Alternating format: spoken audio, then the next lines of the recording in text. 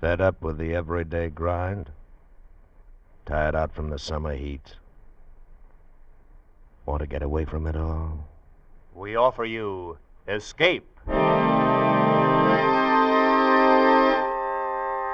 Escape, designed to free you from the four walls of today for a half hour of high adventure. You are clinging precariously to a diving, pitching longboat, lashed by mountainous seas in the middle of a hurricane. And at the helm, driving you on, is a man bent on revenge and willing to kill for it.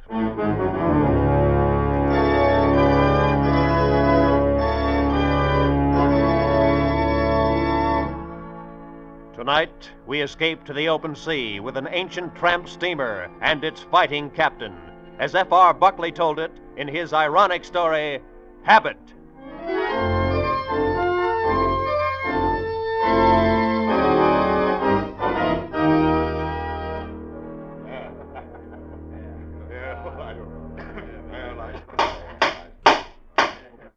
Very well. The court has no more questions. Step down, please. Thank you, sir. Your Honor. Well, Captain Weatherfield, you've just heard the complaining witness.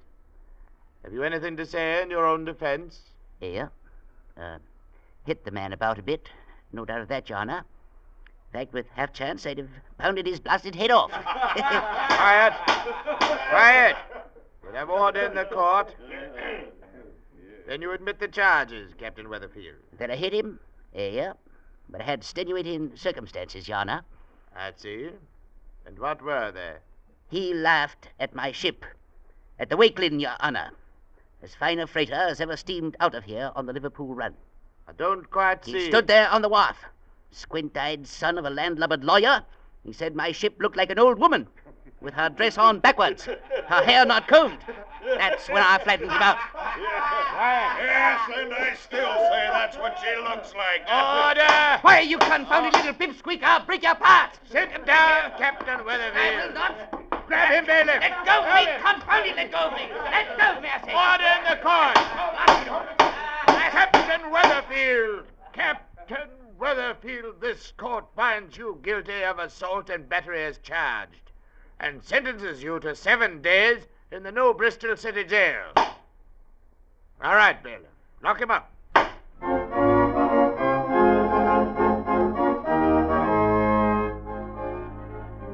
And that's the way it started, with the captain getting 7 days in the New Bristol jail. Yeah, but it went a whole lot further before it was over. It was like a bolt of chain lightning that may take a dozen strange turns or more before it finally strikes home. And, actually, of course, the Wakelin was a funny-looking old scow. She'd had 30 years on the North Atlantic with never a part being replaced so long as there was some way of patching it up. Yeah, she was a regular joke of a ship. That is, to everybody except Captain Weatherfield. Yeah, those of us who were officers aboard her had learned a long time before not to hint anything like that to him. No, she was the Queen Mary and the Normandy and his firstborn child, all rolled up into one. So you can bet your life we all kept sober faces when the captain finally came aboard at the end of the week. Mr. Connolly? Yes, sir. Well, everything in order? Will we be able to sail in an hour? Yes, sir. I've been keeping her ready for the last 4 days, just in case That we will do. might, I'm fully aware that we're 4 days past schedule. And the reason for it will not be discussed on board. Is that clear? Yes, Captain. I've been badly treated in this town, Mr. Connolly. Thrown behind bars like some thieving dock rat. I don't feel good about it. And if it takes me the rest of my life, I'm going to even up the score. Do you understand that? I think so. You think so, sir? Yes, sir. All right. Then button up your collar and go get up a head of steam.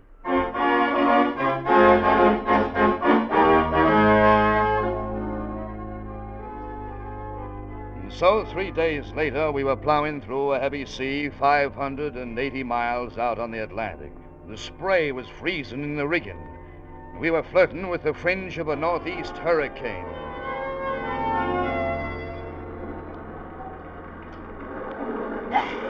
Blast this double-blasted, confounded wind. Mr. Connolly! In here, Captain. Well, how's she looking, Mr. Connolly? Oh, not so bad. We're taking the seas in our quarter, and so far we're making only about 4 inches of water an hour. 4 inches of water an hour, sir. Yes, sir. Good. Then we'll take a chance on it. Take a chance on what, sir? A distress message. Just picked it up at the wireless shack. Oh. Here, take a look. Mm-hmm.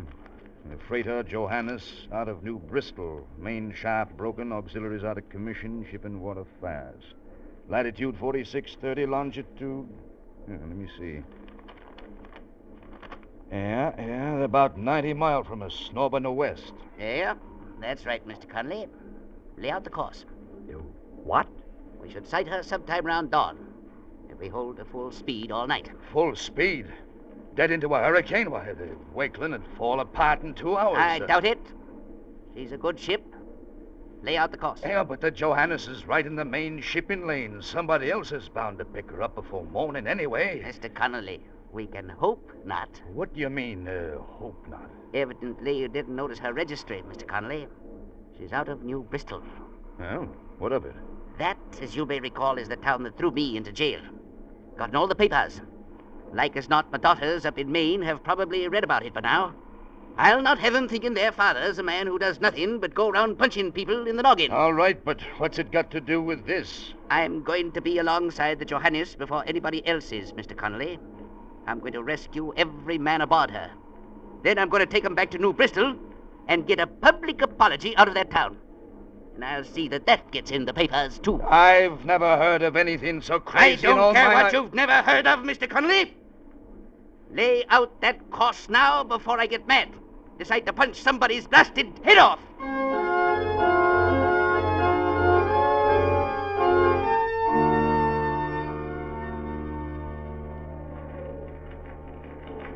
Well, the little cock of the walk made good the first part of his plan all right. In spite of a broken steam injector that had to be patched up with rigging wire, by shortly after dawn he had us hove to, a half a cable length off from the Johannes. She was down by the stern and listing badly, but still afloat. The wind was howling like a banshee, and the flying spume was freezing all over our decks. There was no doubt but what the next part of our job was going to be a lot tougher than the first time. Mr. Connolly, you got a boat crew together. Yes, sir. There'll be 5 seamen and a third mate. I'll take charge myself. Leave the third mate aboard. I'll take charge myself. It's my show. I'm going to run it. All right, Captain. Whatever you say. Well, what's holding this up? Let's get this boat over the side. Blocks are frozen, Captain. Carpenter's trying to break it loose. Well, he's not cracking walnuts at a tea party. Here, Chips, give me that mallet. Mr. Roberts! Yes, sir. You'll stay on board. Yes, sir. Keep an oil slick running. Waves out there. Pretty high. Pretty high? I've never seen him any higher. Well, I can't help it, Mr. Connolly. I've got to... There, that did it. Boat crew ready. Ready aboard, sir. All right there. Lower away.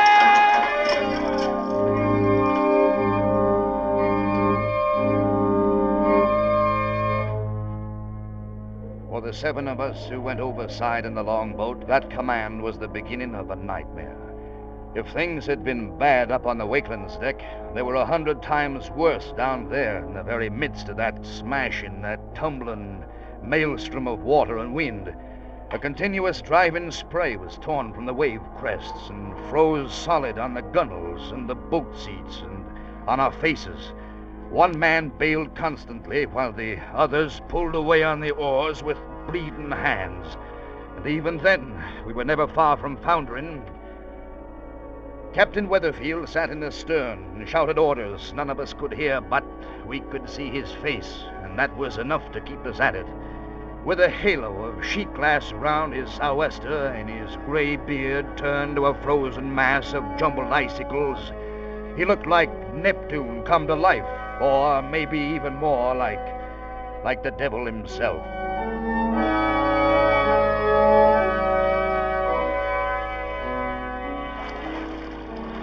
it took us over 2 hours before we finally hauled in against the rusty side of the battered old Johannes. Ahoy, the deck! Aye, sir! In watching you! What doing matter? You'll have to jump for it. Can't use a ladder. Sea's too heavy. Understand! Already here! Wait till we come up on a swell. We'll hold as steady as we can. Stand by now. No, not yet! Good Lord, he fell on the gunwale. Blasted fool told him to wait. He smashed in his chest. Why, it's the captain of the ship. Then he had no business jumping first anyhow. Haul him aboard, Mr. Conley. Get him out of the way. All right. Ready on deck? Aye, aye, sir. All right, there. Steady. Now! Good. Stow that man aft there. On deck. Wait for the swell. Wait. Now! Get him, Connolly. I'll blast the sea. You on deck. Jump now! Wait. You men help him off there. Here comes another. Catch him. Pull him in, Connolly. Good. Back horse, you. Stand by. Fore and aft side there. Here comes another one. Hold her steady. Keep one oar against the side there. Anybody else up there, mister? No, sir. 6 of us. Others lost overboard last night. All right, then. Back off the oars. You there, Polano. Get a hold of that oar. He can't do it very well with only one arm, Captain. What do you mean, one arm? He broke his arm a couple of minutes ago when we bumped the side. Then give him a bucket. At least he can bail. All right, let's go.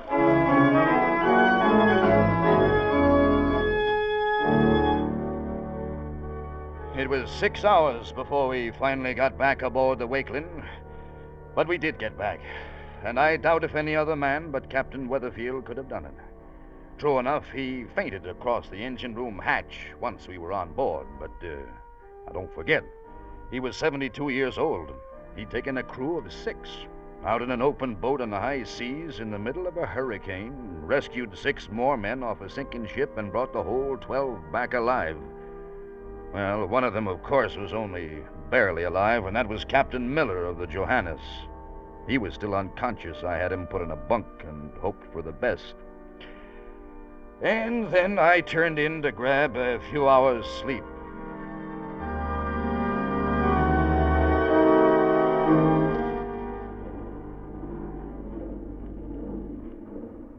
I guess it was sometime after midnight when the third mate called me. I got dressed, went down, woke up the captain. Confound it, Mr. Conley. Can't a man even close his eyes aboard this ship without somebody rousing him out of his bunk? I'm sorry, Captain. Thought you ought to know. Miller's conscious now and wants to see you. He thinks he's dying. Dying, is it? Yeah. I'll see about that. Where's my pants? Here you are, sir. Thank you. Yeah, might be a good thing if Miller did die, according to his first mate, Larson. Huh?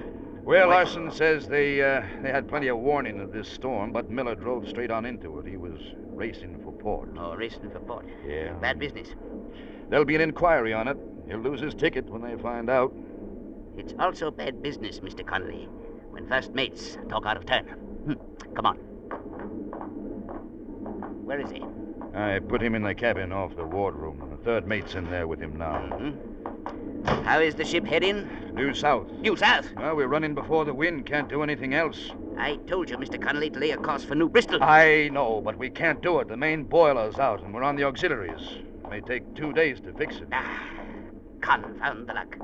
Risk my life to rescue a man. Tries to die on me. Now that bonehead engineers let the main boiler break down. That's not his fault. It should have been replaced 5 years ago. 5 years ago what, Mr. Connolly? 5 years ago, sir. Good. Well, here we are. Oh, glad you got here, sir. I was getting worried. Yeah, it's all right, Mr. Roberts. Here, stand back a bit and hold the light up. Yes. There, that's fine. Evening, Captain Miller. Evening, Captain. You're in some pain, I take it? Yeah. Feels like something sharp. Sticking in my chest. Getting worse.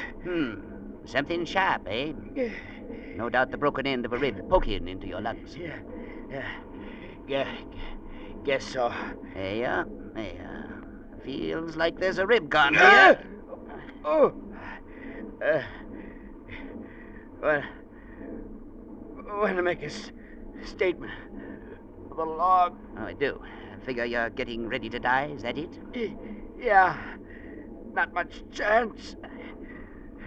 Shouldn't I jump first? No, you shouldn't have. Understand you was racing for pot. Drove straight into the storm. Yeah. I had to. It's my wife. Her first baby. Wanted to be with her. What's he saying, sir? His wife's thinking of having a baby, Roberts. Oh. Statement. Responsibility. We'll discuss that later, Captain. That lung gets a hole punched in it. You're done for. He's practically done for now. You know, Mr. Connolly, saw a doctor open up a man once and take a broken rib out of him. Think I can remember fairly well how he went about it. And there ought to be some chloroform on board. Captain Weathers. You shut up, Mr. Connolly. Captain Miller, it's one chance in a million, but you've got no chance now. How about it? Anything. Doesn't matter. Be an inquiry report. Better to die. Well, we'll worry about that later. All right, then. Go find that chloroform, Mr. Roberts. Yes, sir. And bring me a bar of soap. Yes, sir. And get a couple of them little knives, whatever they call them, out of the medicine locker. Yes, sir, right away. Mr. Connolly, go wake up that first mate of his. Get him in here. We'll need a witness to Captain Miller's consent. All right, sir. And Mr. Connolly. Yes, sir. Find Chips and borrow his chest of tools. Never can tell what you'll find once you start to open a man up.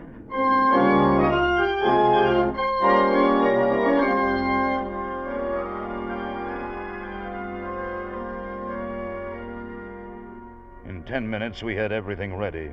Larson signed a statement, swearing that Captain Miller had agreed to it. And the third mate, with his face white as a sheet, stood at the head of the bunk, dripping chloroform onto a towel and holding it over Miller's nose and mouth. I held the light in one hand and kept the other on the patient's pulse, while Captain Weatherfield rolled up his sleeves and started in on a major operation that he thought he'd seen some doctor perform once.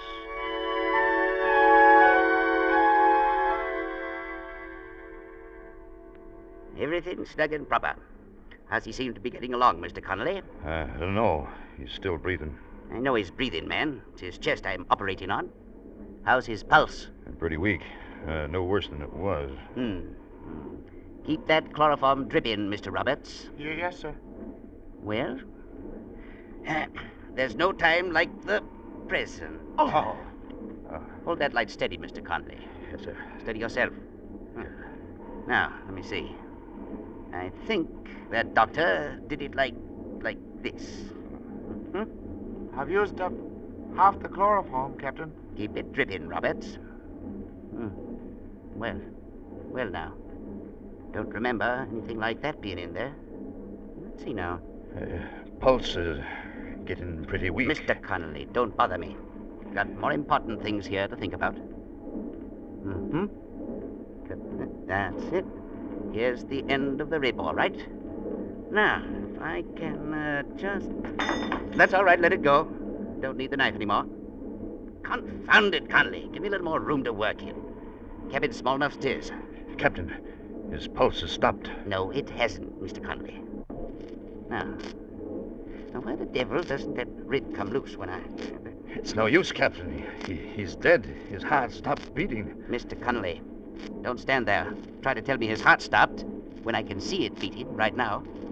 Mr. Larson. Yes, sir. Would you look at that tool chest behind you? See if you can find me a pair of pliers.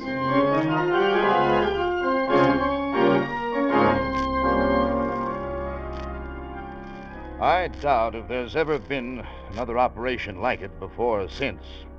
By all rights, Captain Miller should have died 10 times over, right there on the bunk. Only he didn't.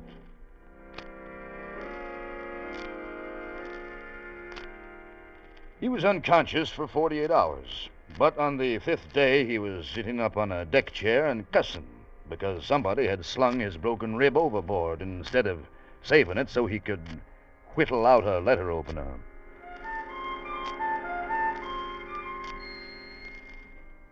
We were driven 600 miles to the south before the storm blew itself out, and we got the main boiler back into operation and could lay a course for New Bristol. And 3 days away from port, Captain Weatherfield called all of us officers of the Wakeland together in the chart room, along with First Mate Larson of the Johannes. Gentlemen, there may be some questions in your minds in regard to what this meeting is all about. No doubt you're wondering, even if you aren't asking. Am I right? Well, yes, sir. We have been trying to guess. Then I'll tell you, gentlemen. I called this meeting to put a stop to certain idle rumors, which I hear have been floating around. Just what kind of rumors, Captain Weatherfield? Them which says that Captain Miller of late ship Johannes deliberately drove head-on into a storm while racing to make port. There's no rumor about that. It's what he was doing. As his first mate, I should know. And I say he wasn't, Mr. Larson. The way I figure it, got caught by the storm without any warning. He gave orders for full speed to try to beat out of it.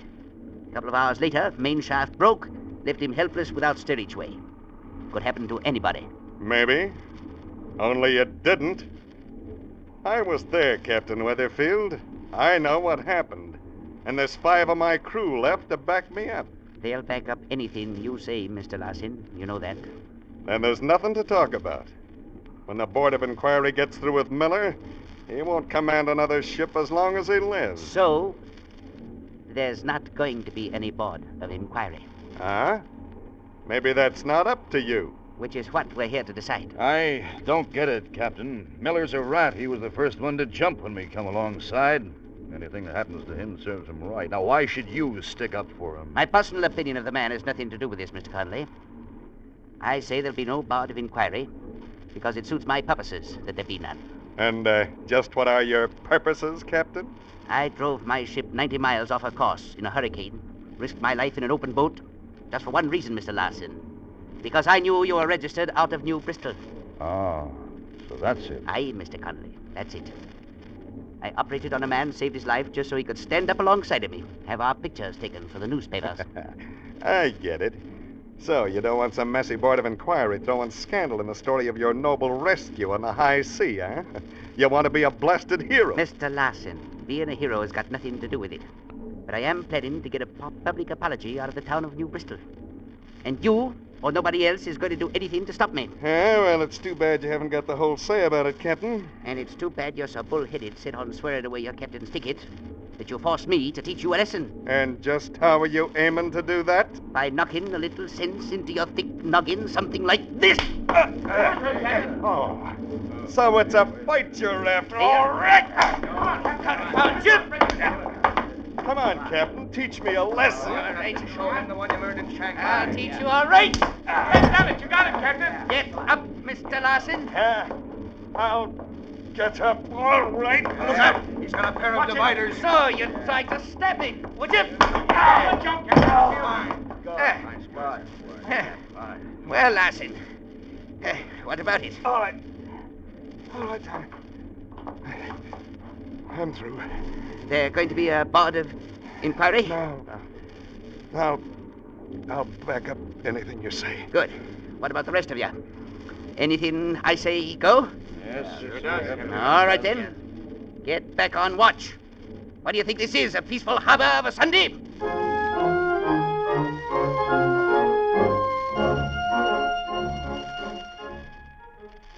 It was a clear, sunshiny day when we steamed into New Bristol Harbor and dropped anchor at the mouth of the river. Captain Weatherfield sent Miller on ashore at quarantine, insisting that his reason was not just to make sure of having a reception ready. Nonetheless, he spent an hour and a half shaving, trimming his hair, and dressing up in his best shore-going clothes. But he had a right to strut a little at that. He'd moved through a whole series of tough jobs, every one against almost impossible odds, and he'd come out on top. And all because he wanted his daughters up in Maine to know he could do something once in a while besides punch people in the noggin.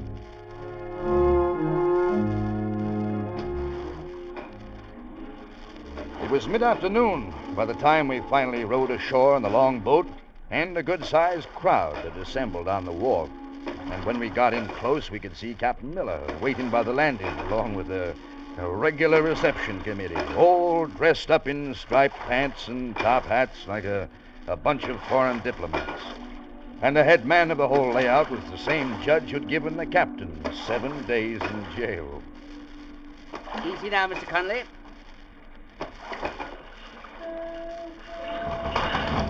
Here. I'll hold this steady, sir. Thank you.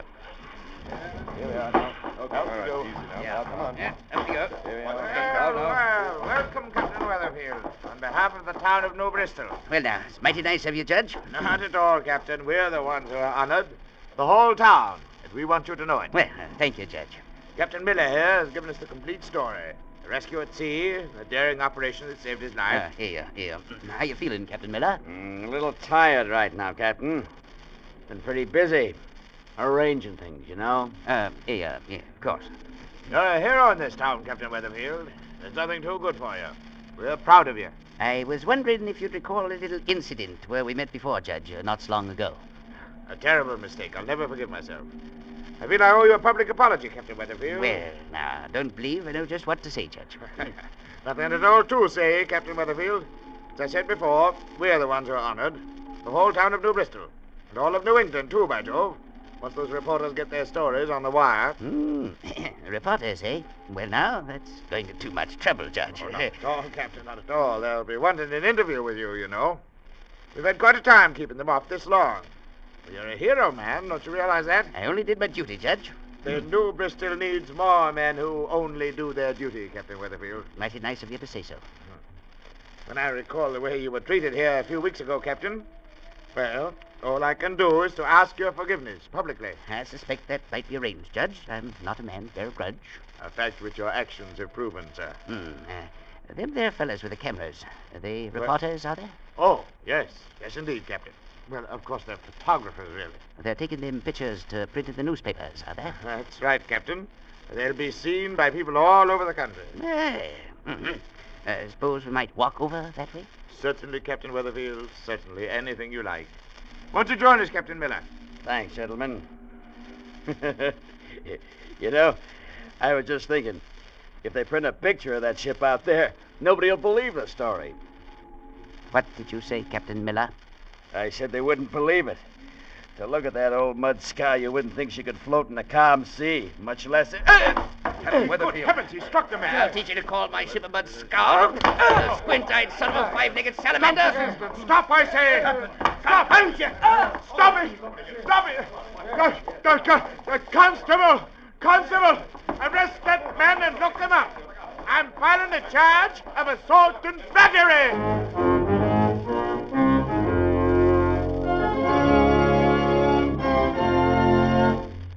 Escape, produced and directed by Norman MacDonald, tonight brought you Habit by F.R. Buckley, adapted for radio by Les Crutchfield, with editorial supervision by John Dunkel. Featured in tonight's cast were John Daner as Mr. McConley and Louis Van Ruten as Captain Weatherfield, with Wilms Herbert as Captain Miller, Barry Kroger as the judge, and Bill Boucher as First Mate Larson. Special music by Ivan Ditmars. Next week, You are making your painful way over the great India desert, alone and dying of thirst, while behind you, pursuing you, are the fanatical Kafirs, who once bowed to you as king, and now call for your life.